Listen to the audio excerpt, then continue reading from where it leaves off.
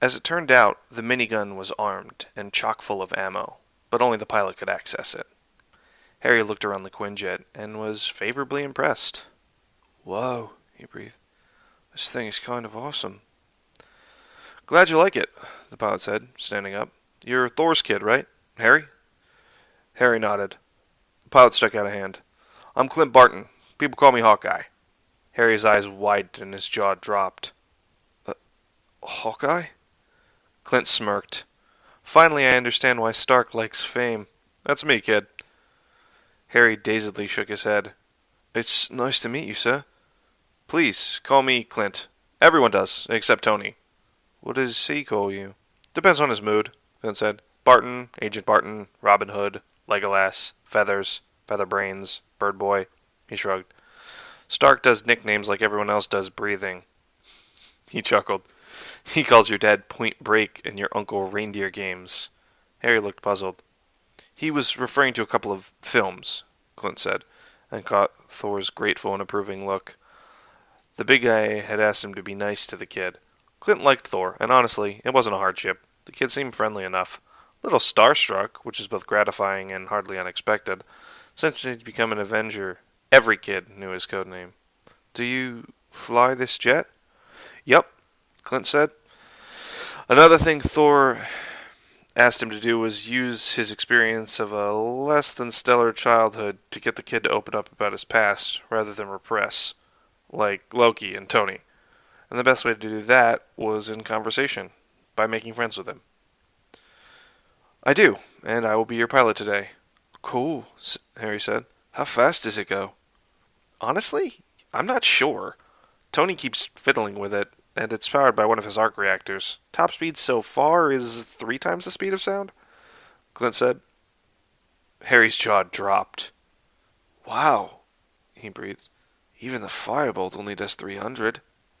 Firebolt? My broomstick. You have a flying broomstick? Clint asked, incredulous. He'd run across them in the past once or twice, but he reacted out of surprise, both of habit and genuine surprise that a teenage orphan would have the Wizarding World's answer to a Ferrari. Yeah, Harry said. It's shrunken in my bag. They're enchanted to fly, Clint. To cushion the seat and to compensate for wind shear. They're used for sports, racing, and long-distance travel. Thor called over. And my brother has rather enhanced this one. It's a late birthday present. Clint nodded his understanding. How's it handle? He asked. I've never flown a broom, but I've flown a few other things in my time. I'd like to compare. He paused. When I can turn on the autopilot anyway. I can even teach you to fly if you want. Harry's eyes shone. Really? He said, eyes wide. Clint grinned. Sure. Once we're well out over the Atlantic. He sat down. Take a seat and I'll show you how this thing flies. First, we make the pre-flight checks. Thor smiled. His sun was hanging off Clint's every word, sharp green eyes taking in everything the archer did, occasionally asking questions that Clint happily answered. He's clever, Loki says. Thor glanced at his brother. He looks, he listens, and he absorbs information. While he isn't quite the intellect that Hermione is, nor the same sort of information sponge, he does react well and quickly when called upon to do so. He laid a hand on Thor's shoulder. He will pass this test, brother, and it is a necessary test to put him through. I don't like it, Thor said bluntly. If we are to keep him safe, we need to know what he can do, Loki said. I know you just want the best for him, but if we are to give him even a facade of normality, we must know his abilities. Thor nodded, reluctantly. I am surprised that you agree with Clint on such an early test. Loki looked grim.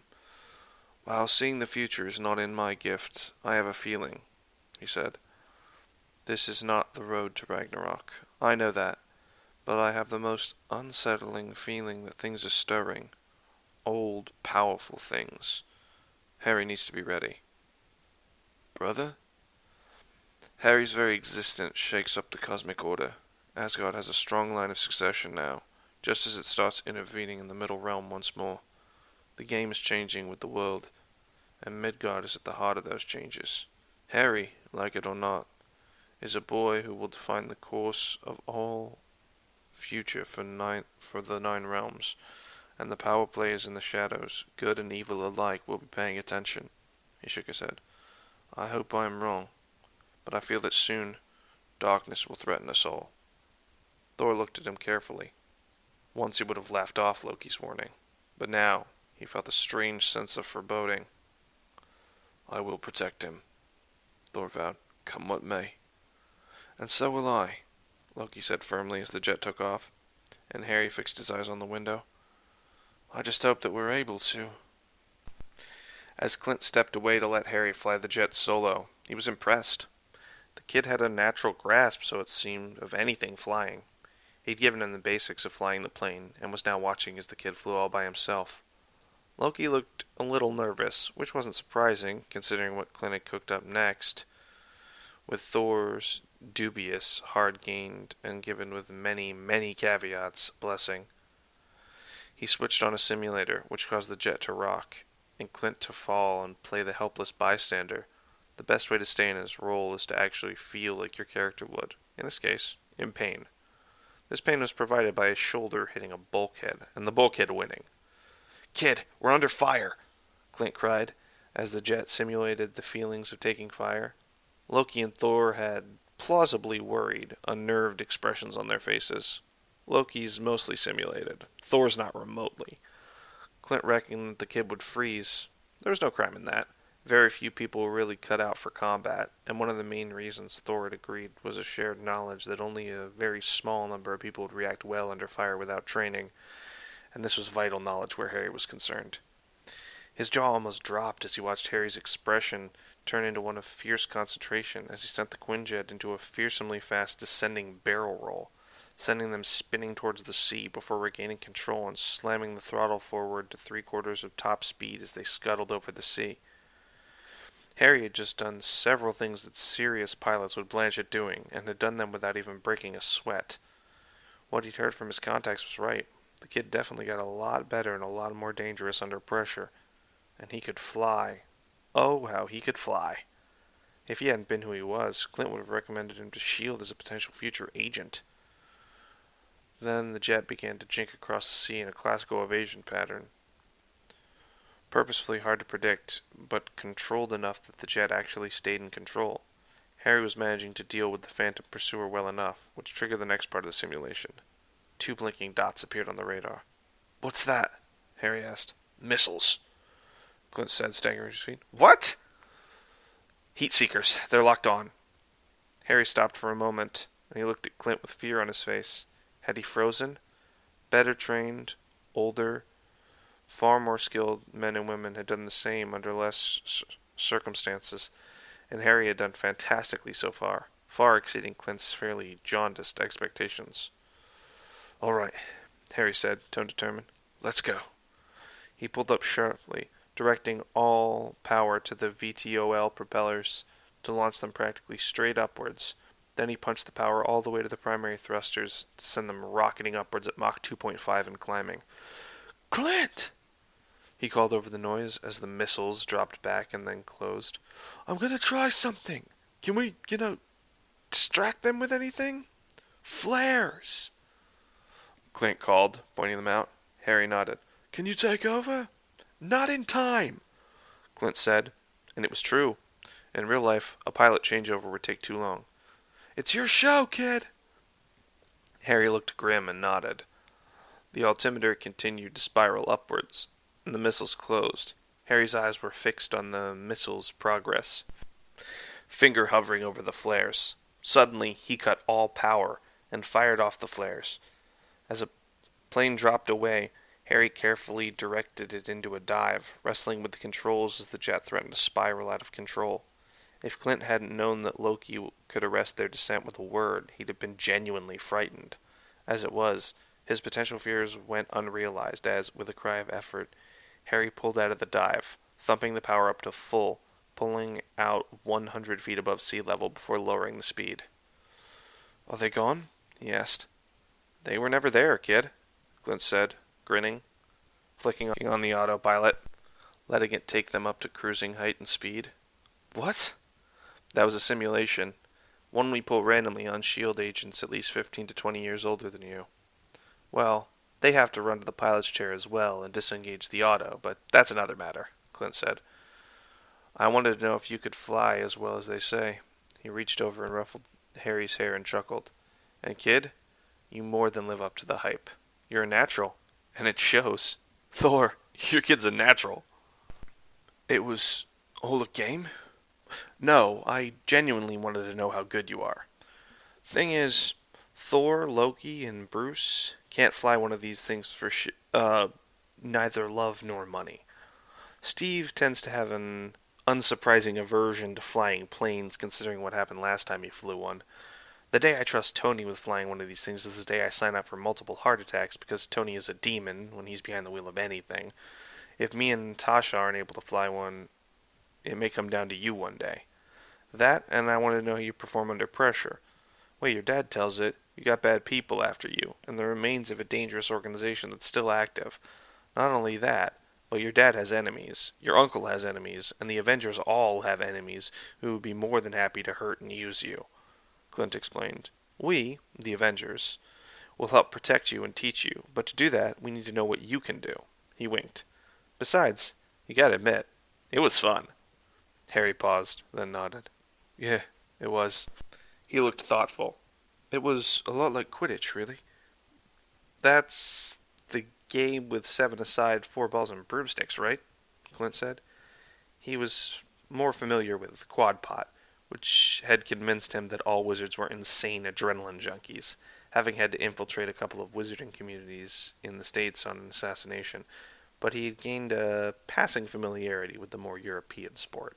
Harry nodded. Yeah, the missiles kind of reminded me of bludgers. He shrugged. That's how I knew how to dodge them. Classic seeker tactics. What does that say about me? He asked, a little worried. You're an adrenaline junkie, like the rest of the Avengers, minus Bruce. Clint said casually. It's a good thing if you can control it. Tony generally doesn't. I am not an adrenaline junkie, Loki said, with some asperity. Most of my heroic exploits, past and present, have had the sole aim of keeping my brother and his friends, mortal or otherwise, out of trouble and trying to minimize the destruction. Clint scoffed. Yeah, and the leader of an alien invasion force fights on the front lines because he has to. Loki rolled his eyes. I had my reasons. Don't listen to him. He loves it, really. Clint stage whispered to Harry, who stifled a giggle. Loki gave him a mock sneer. Clint stuck out his tongue, a gesture calculated to make Harry laugh. Like most of Clint's calculated gestures, it worked like a charm. The rest of the flight was spent in happy bickering between the three Avengers, while Harry watched and laughed. Life was good. The Avengers looked at Harry. Harry looked at the Avengers. Tony broke the silence. Wow, Tony said, looking at Harry. Thor, your sprog is short. So are you. I'm 13. I'm still growing. What's your excuse, Mr. Stark? Harry asked with a raised eyebrow. Clint, Thor, and Loki cracked up laughing as Tony gaped. Did he just sass me? Tony asked incredulously. Yes, Tony, he did, Bruce said, smiling slightly. He's got you there, Stark, Natasha said, smirking and walking past in a pair of tight jeans on her way to the kitchen. Harry's eyes, as those of any straight male teenager would, settled on her bum. Keep staring and you'll burn a hole in him, kid, she said casually without turning around. Harry blushed furiously and looked away, but not before stealing another glance. Ah, Thor said proudly, like father, like son. You can't blame the kid, Natasha. I mean, it's a great ass, Tony said. Pepper raised an eyebrow at him. What? Academic appreciation only, Tony said, kissing her on the cheek. Is her ass 12% better than mine? Pepper said archly. Or could an argument be made for 15? No. Yours is 12 times better than hers, Tony said, backpedaling desperately as he sensed a potential cause for strife up ahead. You are so whipped it's unbelievable, Clint said. I am not, Tony protested. Yes, you are, honey, Pepper said. Yes, I am. Quiet now. Yes, dear. What does whipped mean? Harry asked his father. Are there actual whips involved? Thor shrugged. It depends. I'm not entirely sure, to be honest. Despite my regained memories, I'm not still entirely up on the 21st century. No, Loki said. It means that he does what she says without hesitation. He glanced at Thor. You were whipped by Lily half the time. Thor shrugged. So, Tony is Peppa's bitch then? Harry asked, tone innocently curious. Exactly, Thor and Loki drawled in unison. Tony pouted. You three should never be allowed to work together, he mumbled. You gang up on poor defenseless billionaire industrialist genii. Don't worry, honey, Pepper said, ruffling his hair and kissing his cheek. I'll protect you from the mean Asgardians. Tony started purring. His animagus form is definitely some kind of cat, Harry said, then grinned wickedly. It was a very Loki grin, though the rest of the Avengers had seen it on Thor's James Potter face once or twice. It never promised anything good. Maybe you should get him neutered, he suggested brightly. Stun him, put a couple of numbing charms on his groin. It'll be easy. I wouldn't, Tony said thoughtlessly. If you neuter me, Pepper will very quickly get the female version of Blue Balls and buy out most of the vibrators in New York. You're sleeping on the couch tonight, honey, Pepper said, going bright red. What? Tony asked, then looked at the wickedly grinning Harry. Son of a... You planned that, didn't you? Me? Harry asked, shifting to seraphically innocent. Would I do such a thing? You would, Tony said accusingly. We know, Thor said. And we're so proud, Loki said, grinning. How did you do it? Clint asked curiously. Loki gave me a few pointers, Harry said cheerfully. It had been a peripheral part of their lessons and a focal point of several chats. Whatever you answered, it was going to turn out in my favor. Kid's got talent, Natasha said. Coke, water, or juice? Tony opened his mouth. Tony, Pepper said warningly. No. You didn't even know what I was about to say, Tony complained. I know you, Pepper said, so I don't need to know the exact details. Tony did not dispute this point. Coke, please? Harry asked. Hey, guys, Darcy said, striding in. Where's Mini Thor? I was told to look for a cute, dark-haired midget with green eyes. Mini Thor, Harry said. Gotta admit, that's a new one. Ah, Mini Thor! Darcy, this is Mini Thor, known to the rest of the world as Harry, Loki said dryly. Harry, this is Darcy, friend to the Avengers, former lab assistant to your father's girlfriend, and current freelance journalist. Hi, Harry said, slowly, wondering if Darcy was dangerous crazy or harmless crazy. Don't worry, Thor said, catching his expression. She doesn't bite. Darcy smirked. That's what you think, Hammer Time, she drawled. What do you investigate? Harry asked, leaving the puzzling subject behind. I investigate the weird shit, and let me tell you, that wand-waving wizard's registered a 7.3 on my weird shit-o-meter, Darcy said casually.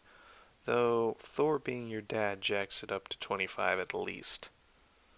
What's it out of? 10. So, how do I rate it 25? By being a special little snowflake, of course, Darcy said cheerfully, ruffling his hair. She critically looked him up and down and nodded. Feed him the right stuff and he'll be real pretty. It helps that you're British, she opined. Yo, Thor. What did you look like as a, human? I want to see how much of a hottie your son's gonna be. Harry stared at her in total puzzlement and mouthed, What? At Tony, who was cracking up. Thor shifted. Darcy wolf whistled. Damn, 8.5 at least. Kid definitely has potential, she said. She shook her head. Jane's so lucky. 2 hotties for the price of 1. She sat down on the end of the sofa. So it's Harry, right? Harry nodded. Any dirt on your dad? No, Harry said, but smirked as she pouted.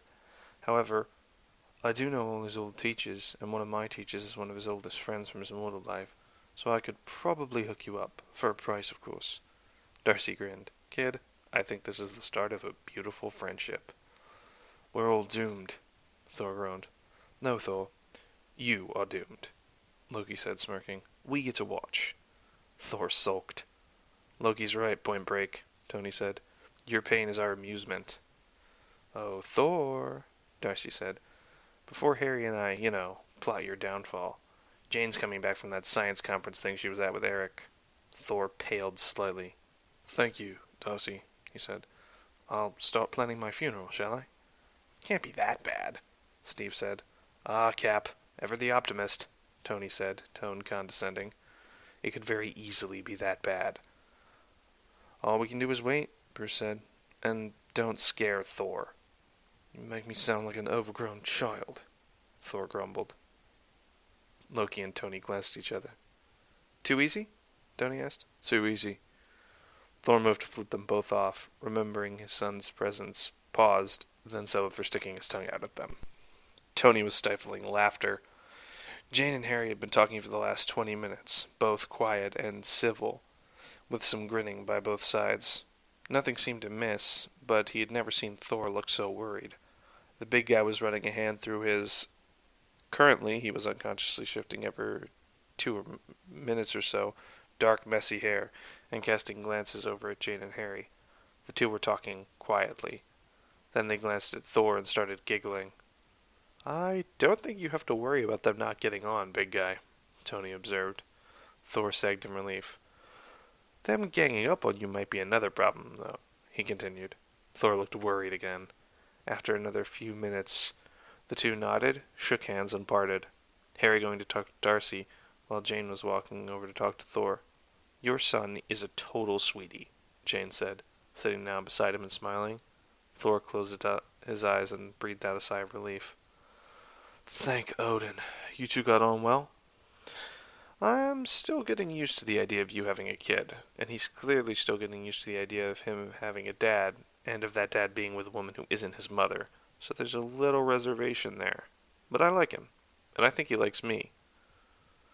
Tony said you were going to gang up on me, Thor said, voice laden with suspicion. I never thought of that, Jane said. She smiled winningly. Sounds like a great idea, though. Thor looked horrified. I'm teasing, she said, gently poking his stomach and snuggling up to him. He smiled and slipped an arm around her. Oh, in all seriousness, I'm not sure if I'm ready to be a mom, especially not to a teenager, she shuddered. I can still remember being one all too well. I don't expect you to be. All I ask is you be friendly with one another, Thor said reassuringly. Harry has at least one maternal figure that I know of, and Pepper's taken him right under her wing. His eyes twinkled. I think she's getting broody, Tony. Tony's expression of pure horror was priceless, and Jane giggled. Pepper chose that moment to walk in and smiled at Harry, who was roaring with laughter at something Darcy had said. He's a sweet kid, she said. You two get on okay? She asked Jane. Yeah, Jane said. There's a few reservations, but they'll go with time, Pepper said reassuringly. You're both adjusting. She glanced over at Harry, and her hand unconsciously slipped to her stomach. Tony stared at the hand, eyes suddenly wide. Pep, are you hungry or something? He said slowly. Thor and Jane shared a look and desperately suppressed giggles. Oh, no. Thanks for asking. What's up?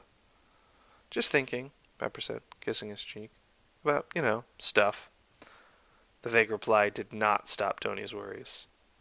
Pepper, he said slowly, do you want a baby? She stared at him. Where'd you get that idea? Tony wordlessly pointed at Thor, who looked studiously innocent. You reminded me a little of Lily when we were first married, he said, subtly pulling Jane closer and placing a kiss on her head as he did.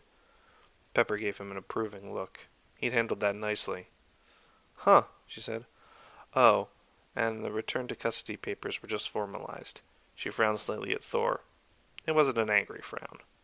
What got me, though, was who you designated to be Harry's guardian on Earth if something happened to you. Thor gave her an instant look. Oh? Who? Tony asked, curious. Us, Pepper said. Thor, I'm honored. Really, I am. Tony is, too. The look she gave him said that he would be honored, or he would be sleeping on the floor. Tony nodded. Yeah, I'm, honored, Tony said. But why us? Why not you? Steve is kind, true, but he's still hurting from his losses, and adjusting to this time, Thor said. Bruce is also very kind, and I do not fear that the Hulk will hurt Harry. What I do fear is that Bruce has enemies. Clint and Natasha I considered, but I think Natasha may yet murder me if I imply that she and Clint are a couple, and their life is unsettled. Remus, my friend, would not likely be allowed to keep Harry because of his condition. Condition? A werewolf. He can control it through a potion and isolate himself beforehand, but they are regarded and derided wrongly as dark creatures. You're shitting me, Tony said incredulous. A real-life werewolf? No, Tony, you can't ask for a blood sample, Pepper said. Tony pouted. Fine. Does Reindeer Games have any books on them? That I can guarantee. The wolf people of Asgard are loyal vassals to my father. Their prince, Harry, is a personal friend. Therefore, we know a lot about them. Many of the principles regarding the biology of the two transfer, I think, but there are differences. The wolf people are natural born, and werewolves are created. He sighed. It has caused him much pain, but he manages. As for my other friend, Sirius, I have no idea what state he will be in when we find him. Azkaban is a truly foul place to be sent, especially for an innocent man. He smiled at Pepper. You two are kind, good, clever people who I trust with my life and admire greatly, with the means to look after Harry and help him when his powers come through. And make no mistake, they will. His eyes twinkled. Also, I think you'd make good parents. Thanks, Pepper said. Really, Thor? I'm honored. She glanced at Tony. Oh, and Tony, on the baby thing? She leaned in and whispered in his ear. Tony blinked. Think about it, she said, walking away. What did she say? Jane asked. Give it a couple of years. After that, whenever you're ready, he said, stunned. Looks like the ball's in your court, Jane said. I imagine both balls are, Thor said, grinning. Jane smacked his arm. Thor! What? You can have more than one response. You are impossible, Jane said ruefully. Bruce has informed me that I violate the conservation of mass, Thor said. What? I can shapeshift into a stag at will. You're kidding me, Jane said, awed. You can? Shapeshifting is more my brother's department, but yes, Thor said. I can. That's incredible, Jane said. Tell me more. Thor smiled at her. That was what he loved about her. Her boundless curiosity, her willingness to accept the previously thought impossible, and her thirst for knowledge. Come on, big guy. I want to hear too, Tony said, ruining the moment. Very well, Thor said. It all started with 4 teenage boys about Harry's age. Close friends. Closer than brothers.